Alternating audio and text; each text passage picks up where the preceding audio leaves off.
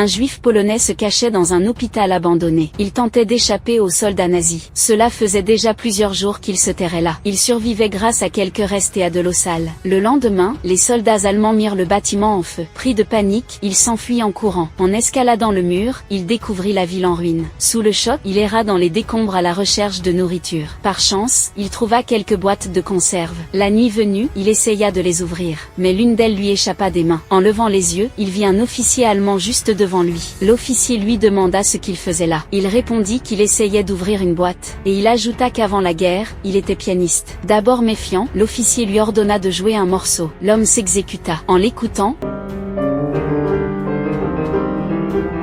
l'officier finit par le croire. Ensuite, il lui demanda de lui montrer sa cachette. Finalement, l'officier décida de lui laisser la vie sauve. Quelques jours plus tard, il revint avec de la nourriture. Il annonça que l'armée rouge approchait des frontières, et que l'Allemagne risquait de perdre face aux Alliés. Il conseilla au pianiste de rester caché quelques semaines encore. Grâce à la nourriture, l'homme reprit des forces. Il jura de ne jamais oublier ce soldat généreux. Plus tard, les troupes soviétiques chassèrent les Allemands de Pologne. Avant de partir, l'officier revint une dernière fois. Il lui apporta encore des provisions, et lui donna un manteau chaud. L'homme ne savait comment le remercier. Quelques jours plus tard, il entendit l'hymne polonais dans la rue. Le pays était enfin libéré de l'occupation allemande. Fou de joie, il voulut partager la nouvelle avec les habitants. Mais à cause du manteau allemand, une femme le prit pour un nazi. Les soldats polonais se mirent à le poursuivre. Il leva les mains et cria qu'il se rendait. Il expliqua qu'il portait ce manteau seulement à cause du froid. Les soldats finirent par le croire. Quelques semaines plus tard, dans un camp de prisonniers, de nombreux soldats allemands étaient détenus. Un juif les insultait. Un officier allemand s'approcha de lui. Il lui demanda s'il connaissait un pianiste qui avait joué à la radio. En réalité, cet homme était un ami du pianiste. L'officier le supplia de transmettre un message. Il voulait que le pianiste vienne le sauver. Reconnaissant envers l'officier, le pianiste se précipita au camp.